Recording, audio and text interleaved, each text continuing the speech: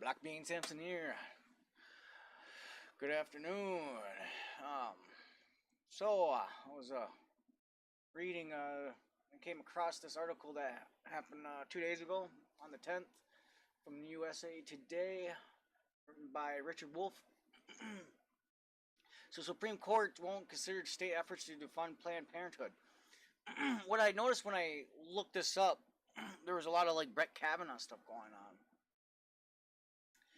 and I've said this to countless people that I worked around or people that I just know personally and family members that guy's not going to overturn Roe versus Wade anytime soon. Uh, the fact that just look at the man. The man is surrounded by women. And at this moment in time, it seems like no matter particularly how good of a woman you are, there's only very few women who are truly opposed 100% to abortion. There's always like some type of give to a lot of these women. They always want to give slightly an excuse or some sort.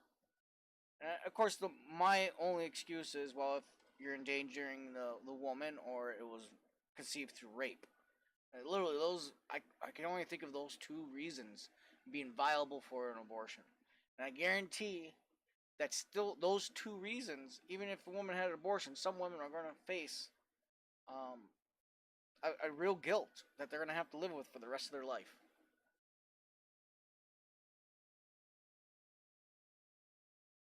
Sadly, there's a lot of unspoken truths about abortion and that just never gets talked about. And a lot of women then go have an abortion thinking it's the best thing for them, and then they regret it horribly. I've never seen statistics, but I would wonder what the statistics are on suicide rates among women who have had abortions. Because if you have noticed, suicide rates have increased quite a bit in the women in the last from the 60s till now, and in the last decade or the last 2 decades, it has increased substantially.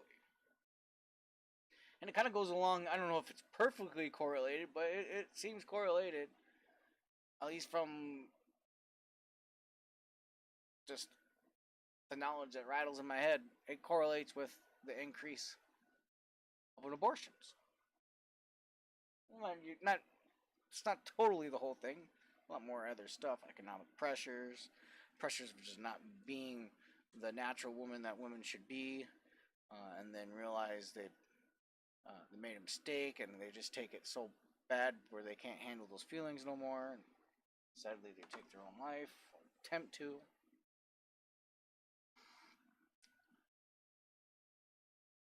So, particularly on this, the Supreme Court, they're not considering an effort to defund Planned Parenthood. One of the reasons on why, the reason why they didn't do this is because essentially Planned Parenthood, this whole case wasn't actually to do with abortion or anything, but the name itself, Planned Parenthood, was attached to the cases. So it made it difficult for the Supreme Court to rule on anything on this, because usually when you imply Planned Parenthood, it's now implicit that it's something to do with abortion. And they don't want to really involve in that type of stuff because usually SCOTUS's, what they do is they do incremental type of things. They don't like to always go right over their precedents because because usually what they rule does cause it does cause a domino effect among millions and millions of people. So just completely re-ruling on their precedents, usually, well, it would again have that domino effect, and SCOTUS at least is aware of that, and they're leery of just changing things rapidly. So things can get accustomed and attuned. At the same time, by doing this, in the sense of allowing the incremental type of thing happen, as you notice, abortion was pretty much any time at one point, and then over time they have incrementally added little laws and little standards attached to it. So now it's the viability of at a certain time rather than just about any time, and that so essentially what Scotus is doing though, and it seems like a lot of times um, these court systems and that, at least they hopefully what they do is they use the technology that's available that makes viability possible. So it's sooner or later it's going to get to the point where when a machine can like suck out the embryo with the sperm already conceived point, like as soon as it's conceived, it can be pulled out of the woman. I don't know if that would be a good thing. I don't know what type of society that's going to lead to. But the fact is, we're going to get technology that will get to that point. And then the question is well, what point is abortion even allowed then?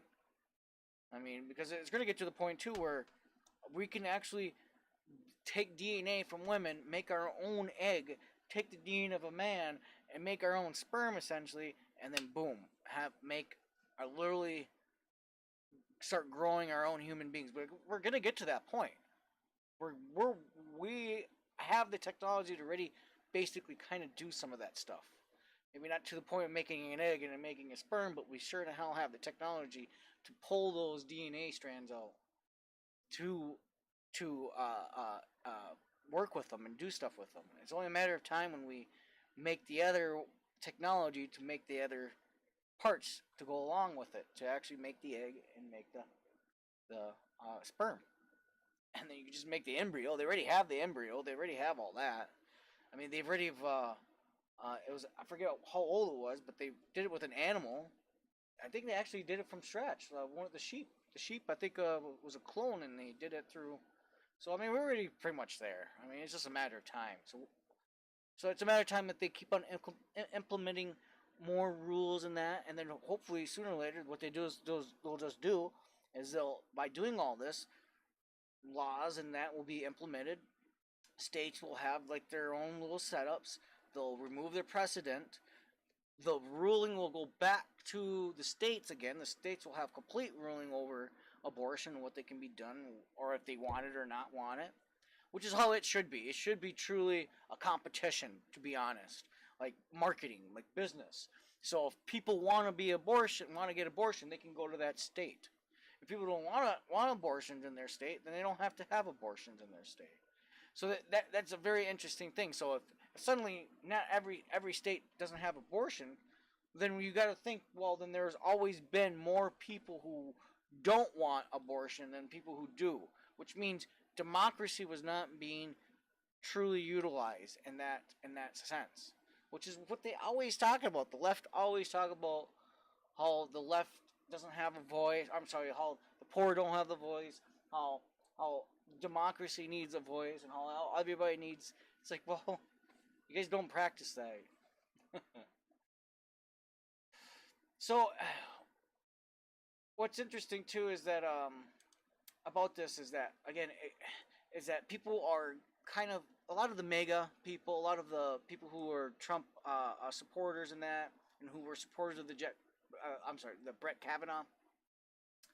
They thought Brett Kavanaugh was going to be that guy who actually does overturn it. They thought he was a far like right wing judge and stuff, and it's like nah.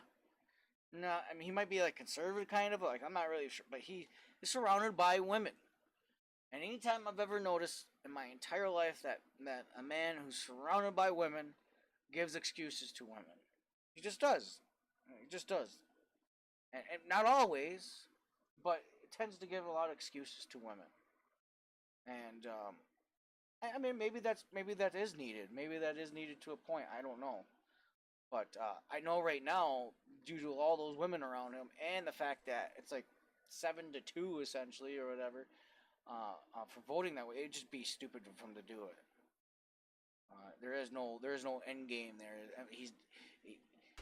He's a Scotus for life. So if something comes up in the next 20 years, he's a good chance that he'll still be around, and he will make a ruling on possibly something then.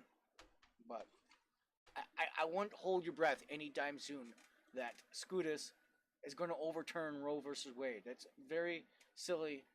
Even Donald Trump President Donald Trump has come out and said that it's not going to anytime soon. It's just no way. It's just got a long ways for that. So, and it's not, and there's not going to be enough Scotus to being replaced, guarantee in the time frame of Trump being in office. So, what, another 6 years? Another 6 years, I guarantee there's not going to be enough time for any of that to happen. It would have to be Trump and then the next president. Maybe even the next president after that.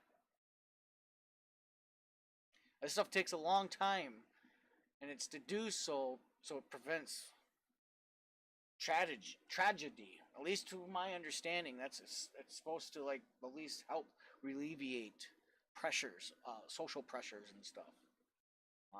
Hopefully it does work. I don't know. Like, I'm a little guy who's trying to look at the big picture, and being this little is hard to look at something so big. Well, I think that's about it for this. If you like this podcast, please like and subscribe. If you didn't like this podcast, please still like and subscribe. Comment down below for any advice. Just want to comment, just want to talk. Tell me how awesome these videos are. Thank you for watching. Have a great day.